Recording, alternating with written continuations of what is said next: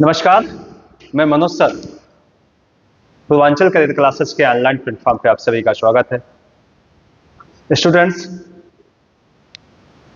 आज हम next session पे चर्चा करेंगे। आज हमारा सेशन होगा जेंडर, स्कूल एंड सोसाइटी।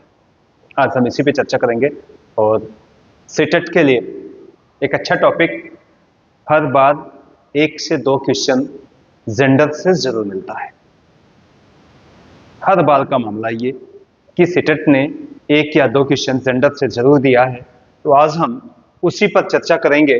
और चर्चा करने से पहले हम आपको एक सूचना बताना चाहेंगे कि हमारे यानी सीडीपी की क्लासें अब तक हमने जितने ली हैं सारे इंपॉर्टेंट टॉपिक को कवर कर लिया है और हमने वही टॉपिक को कवर किया है जिससे मैक्सिमम प्रश्न आया है और मैक्सिमम प्रश्न आने की उम्मीद है।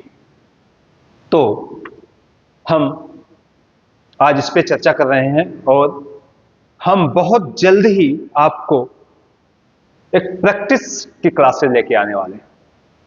अभी हमारे पास मैक्सिमम 8 से 10 दिन का टाइम बचा हुआ है, तो उसमें हम एक प्रैक्टिस सेट आपसे करवाएंगे और काफी इंपॉर्टेंट वो क्लासें होंगी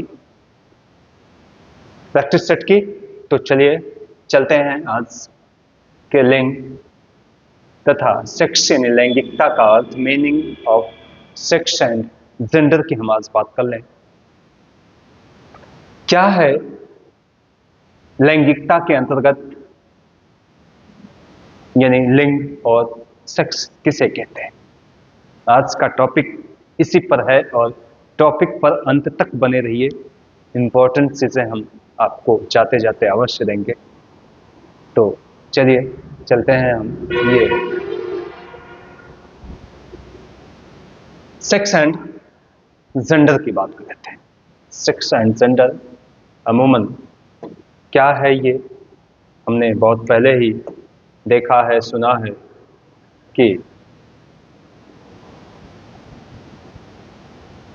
लैंगिकता प्रायः मनुष्य के जन्म के समय, यानी बालक बच्चा जन्म लेता है, जीवन प्राप्त करता है, तो उस दौरान उसे 2 रूपों में देखा जाता है, या तो मेल के रूप में या फिर फीमेल के रूप में। यानी जो स्त्री और पुरुष, जिसे हम प्रारंभिक अवस्था में बालक और बालिका कहते हैं, बालक और बालिका का शारीरिक संरचना में विभेद नहीं होता, अपितु दोनों की रुचियों, अभिवृत्तियों तथा क्रियाकलापों में प्रायः कुछ न कुछ भिन्नता अवश्य पाई जाती है। ठीक, अगर व्याकरण के द्वारा हम बात को परिभाषित करें तो जिससे किसी के स्त्री या पुरुष होने का बोध होता हो, जिससे किसी व्यक्ति के स्त्री या किसी मनुष्य के मेल या फीमेल होने की जानकारी होती हो, स्त्री या पुरुष होने का बोध होता हो, तो प्रायः वो आपका लिंग कहलाता है। लिंग का सामान्य रूप से अर्थ किसी मनुष्य के लिंग निर्धारण सूचक शब्द से है। जैसे अगर हम बात रमा की करें तो एक स्त्रीलिंग शब्द है, लेकिन अगर राम की करें तो एक पुरुष का द्योतक होता है। यानी दोनों ही लिंगों का सृष्टि और समाज में महत्वपूर्ण स्थान है। ठीक है, स्त्री तथा पुरुष दोनों के मिले जुले गुणों वालों को हम ट्रांसजेंडर कहते हैं। यानी अगर कोई स्त्री और पुरुष दोनों के जेंडर को धारण करता है, इसका मतलब है कि उससे हम क्या कहते हैं, उससे हम ट्रांसजेंडर कहते हैं। यानी जिन्हें थर्ड जेंडर के रूप में भी देखा जाता है। ठीक, थर्ड जेंडर यानी तृतीय लिंग के रूप में कानूनी मान्यता प्राप्त है। लिंग का व्याकरणिक अर्थ भी होता है। व्याकरण के में 3 प्रकार के लिंगों की बात की जाती है, स्त्रीलिंग, पुल्लिंग तथा नपुंसक लिंग। 3 प्रकार के लिंगों की बात की जाती है। ठीक है, अब हम बात सेक्स की कर लें। सेक्स यानी एक जैविकी अवधारणा है। लिंग स्पष्ट हुआ, यानी लिंग, लैंगिकता, लिंग का मतलब ही होता है स्त्री या पुरुष होने का बोध। मेल या फीमेल होने का जो बोध कराए वो प्राय लिंग के रूप में देखा जाता है। सेक्स के रूप में हम बात करें तो सेक्स एक जैविकी अवधारणा है, वरन जबकि लिंग एक सामाजिक अवधारणा है। ठीक है, लिंग क्या है? एक सामाजिक अवधारणा है, और सेक्स क्या है? तो सेक्स एक जैविकी अवधारणा है। लिंग एवं सेक्स का अर्थ निम्न है। लिंग शब्द अंग्रेजी के शब्द जेंडर का हिंदी रूपांतरण है। सामान्यतः लिंग शब्द का प्रयोग पुरुष एवं स्त्रियों के गुणों तथा उसके समाज द्वारा उनसे अपेक्षित व्यवहारों के लिए ही किया जाता है।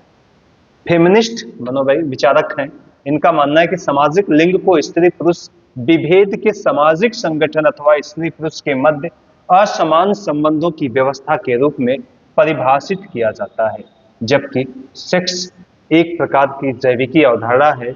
अन्य ओकले ने इसको परिभाषित करते हुए अपनी पुस्तक सेक्स, जेंडर एंड स्कूल यानी सोसाइटी, ये ओकले की एक पुस्तक है सेक्स, जेंडर एंड सोसाइटी 1972 में लिखी।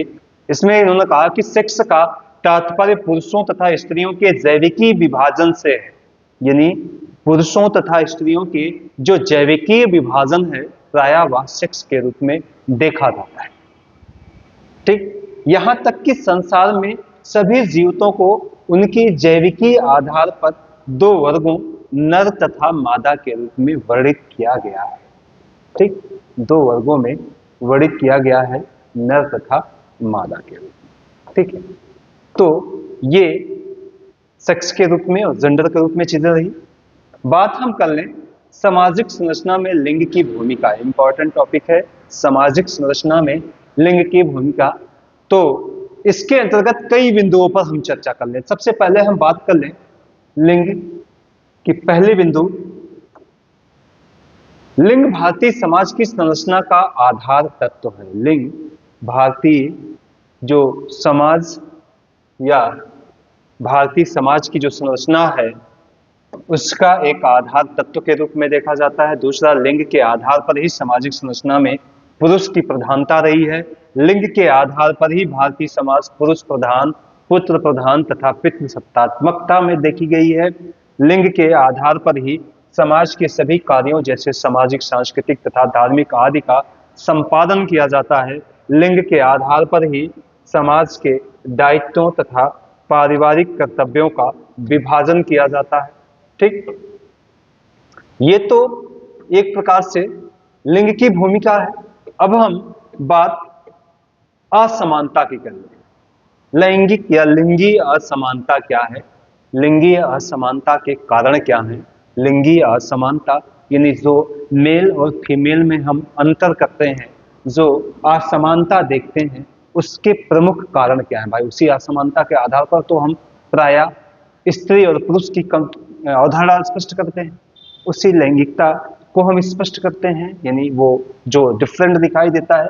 तो उस असमानता के कारण क्या है? तो सबसे पहले सामाजिक दृष्टिकोण है, दूसरा है सांस्कृतिक दृष्टिकोण, तीसरा अशिक्षा, चौथा जागरूकता का अभाव, पांचवा असुरक्षात्मक वातावरण, छठा सरकारी प्रोत्साहन की कमी है, सातवां बालिका विद्यालयों तथा आवश्यक साधनों का अभाव है, सातवां दोषपूर्ण शिक्षा प्रणाली है, आठवां आर्थिक समस्याएं हैं, और नौवां स्त्रियों का मनोवैज्ञानिक विचारधारा है। ठीक है, ये इसी वजह से हम प्रायः ये अंतर कर पाते हैं या ये डिफरेंट देखते हैं किसमें? मेल एंड फीमेल में। ठीक, सामाजिक दृष्टिकोण यानी समाज किस दृष्टि से देखता है, सामाजिक दृष्टिकोण क्या है, सांस्कृतिक कारण क्या है भाई उनकी, यानी फीमेल की संस्कृति क्या, हमारी संस्कृति क्या, उस आधार पर भी प्रायः जो है अंतर दिखाई देता है। अशिक्षा लोगों में है, इस वजह से भी अंतर दिखाई देता है। जागरूकता का अभाव है, असुरक्षात्मक वातावरण देखे जाते हैं, सरकारी प्रोत्साहनों की कमी देखी जाती है, बालिका विद्यालयों तथा आवश्यक संसाधनों का अभाव देखा जाता है, दोषपूर्ण शिक्षा प्रणाली देखी जाती है, आर्थिक समस्याएं देखी जाती हैं तथा स्त्रियों का मनोविज्ञान। ये चीजें प्रायः लिंगी असमानता के कारण होते हैं, जिसमें हम प्राय जो हमारी चैलेंजिंग है, यानी चैलेंजिंग क्या है, हम चैलेंजिंग की बात करें तो ये चैलेंजिंग प्राय स्त्रियों के लिए, स्त्रियों की चुनौतियां जिसको हम कहते हैं लैंगिक चुनौतियां, चैलेंजिंग यानी जो महिलाओं की चुनौतियां हैं, उन चुनौतियों की हम बात कर लें, उन चुनौतियों के प्रमुख कारण ये है। अब बात आती है कि चुनौती क्या होती है, यानी अगर हम अपने प्रभुत्व के लिए, अपने स्थान के लिए, अपने महत्व के लिए किसी से संघर्ष करें, चाहे वो समाज से संघर्ष करें, चाहे व्यक्ति से संघर्ष करें, चाहे परिवार से संघर्ष करें, तो इसका मतलब ये हमारी एक चैलेंज है। प्रायः ये कार्य स्त्रियों को करना होता है, समाज से लड़ना होता है, परिवार से लड़ना होता है, अपने माता पिता से लड़ना होता है, तमाम प्रकार की चैलेंजिंग को उन्हें स्वीकारना होता है, तमाम प्रकार की चैलेंजिंग से उन्हें फेस करना होता है। और ये चैलेंजिंग के प्रमुख जो कारण देखे जाते हैं वो ये हैं आपके सामाजिक दृष्टिकोण, सांस्कृतिक, अशिक्षा, जागरूकता, असुरक्षात्मक वातावरण है, सरकारी प्रोत्साहनों की कमी है, बालिका विद्यालयों का अभाव है, दोषपूर्ण शिक्षा प्रणाली है, आर्थिक समस्याएं हैं, व स्त्रियों के संदर्भ में जो मनोवैज्ञानिक धारणा है, ये सारी चीजें प्राय चुनौतियों के कारण बनते हैं। ठीक, देखिए चुनौती के क्षेत्र क्या है, बात हम स्त्रियों की, यानी हम देखिए स्त्रियों की ही चुनौती के क्षेत्र की बात कर रहे हैं, स्त्रियों की चुनौती के क्षेत्र क्या है, हम पर्टिकुलर इसी की बात कर रहे हैं क्योंकि चुनौतियां तो उन्हीं के सामने हैं, स्त्रियों के सामने है। भाई पुरुष प्रधानता है हमारे समाज में, और पुरुष प्रधानता की वजह से पुरुष को किसी भी प्रकार की चुनौती का सामना नहीं करना होता है। अब किसी की प्रधानता के स्थान पर अगर किसी दूसरे व्यक्ति को, दूसरे जीव को प्रधानता दी जाए तो इसका मतलब है कि जरूर उसे उस सिस्टम से लड़ना होगा जिस सिस्टम से आजकल स्त्रियां लड़ रही हैं, महिलाएं लड़ रही हैं। आज हम उसी सिस्टम की बात कर रहे हैं। तो उनके कौन कौन से ऐसे एरिया हैं, कौन कौन से ऐसे क्षेत्र हैं जहां पर स्त्रियों को चुनौतियों का सामना करना पड़ रहा है। तो वह पहला क्षेत्र सामाजिक, थोड़ा सा नीचे करें, पहला क्षेत्र शैक्षिक क्षेत्र है। ठीक है, शैक्षिक क्षेत्र है, ये पहला क्षेत्र के रूप में देखा जाता है। शैक्षिक क्षेत्र में उनको संघर्ष करना पड़ रहा है, सामाजिक क्षेत्र में संघर्ष करना पड़ रहा है, आर्थिक क्षेत्र में संघर्ष करना पड़ रहा है, व्यापारिक क्षेत्र में करना पड़ रहा है, आपके राजनीतिक क्षेत्र में करना पड़ रहा है, सांस्कृतिक क्षेत्र में, शासकीय एवं अशासकीय क्षेत्र में भी उनको चुनौतियों का सामना करना पड़ रहा है, भाषाई क्षेत्र में भी उनको चुनौतियों का सामना करना पड़ रहा है, जलवायवीय क्षेत्र में भी उनको संघर्ष और चुनौतियों का सामना करना पड़ रहा है, लैंगिक क्षेत्र में भी करना पड़ रहा है, राष्ट्रीय क्षेत्र में भी प्राय चुनौतियां देखी जा रही हैं, अंतरराष्ट्रीय क्षेत्र में भी चुनौतियां देखी जा रही हैं, तथा शांति व सहयोग के क्षेत्र में भी उन्हें चुनौतियों का सामना करना पड़ रहा है। यानी ये इतनी क्षेत्र हैं स्टूडेंट्स जहां पर स्त्रियों को चुनौतियों का सामना करना पड़ रहा है। हम किसी क्षेत्र में चले जाएं, अमूमन वहां भी इस तरह के शब्द मिलते हैं, अरे महिला है क्या कर सकती है। सरकारी नौकरी में चले जाएं, महिला है सरकारी नौकरी करेगी। तो ये महिलाओं के लिए जहां पुरुष की प्रधानता से हटाकर यदि महिलाओं को प्रमुख बना दिया जाए, प्रधान बना दिया जाए, तो इसका मतलब है कि उसे जरूर संघर्ष करना होगा, जरूर उन चुनौती को स्वीकार करना होगा, उन चुनौतियों से लड़ना होगा, तब जाके उन्हें प्राय उनका जो मुकाम है वो हासिल हो सकता है। ठीक है, अब देखिए अगर हम बात करें वर्तमान क्षेत्र में जो चुनौतियां हैं, तो चुनौतियां, परंतु यहाँ पे लिंग आधारित चुनौतियों का निरूपण कर रहे हैं। लिंग के आधार पर भेदभाव का इतिहास पुराना है। हमारे समाज में पुरुष प्रधानता की जड़ें इतनी गहरी हैं कि लिंगी असमानता खान पान से लेकर शिक्षा आदि क्षेत्र में व्याप्त है। चुनौतीपूर्ण लिंग से तात्पर्य स्त्रियों से है, क्योंकि अभी तक पुरुष प्रधान समाज में ये हाशिए पर रही हैं। जो चीजें मैं बार बार कह रहा हूं कि पुरुष प्रधान समाज में महिलाओं को बहुत ही हे दृष्टि से रखा गया, बहुत ही उपेक्षित किया गया, उपेक्षित व्यवहार किया गया, उनको हाशिए पर रखा गया। ठीक है, हाशिए पर रखा गया। स्वतंत्रता प्राप्त के पश्चात तमाम संवैधानिक प्रावधान और कानूनी प्रावधान के पश्चात भी इनकी चुनौतियां कम नहीं हुई हैं।